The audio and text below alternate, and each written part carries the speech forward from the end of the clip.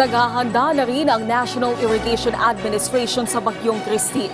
Ayon sa NIA, may nakalaan na 300 million pesos para sa Quick Response Fund at inabisuhan na din ang kanilang mga regional offices na maghanda at makipag-ugnayan sa mga magsasaka para maisalba ang kanilang mga pananim. Mahigpit din umanong binabantayan ang mga dam na posibleng tumaas ang level dahil sa pag-ulang dala ng bagyo. Paliwanag ng NIA, ang mga hamong dulot ng kalamidad ang isa sa kanilang mga tinutugunan. Sa katunayan, dinagdagan ng kanilang pondo para sa susunod na taon para sa agricultural technologies na layong gawing moderno ang sektor ng agrikultura. Isa kasi sa kanilang plano ay baguhin ang kultura ng pagsasaka at gawin itong science-based. Kabilang dito ang paglilipat ng cropping season sa mas maagang panahon para hindi abuti ng bagyo ang pag-aani na nakakaapekto sa produksyon ng pagkain ng bansa.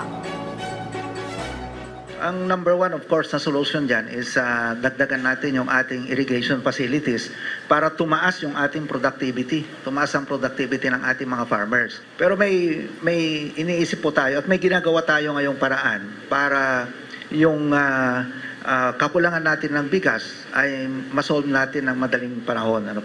Ito po yung pag-increase natin ng tinatawag na cropping intensity.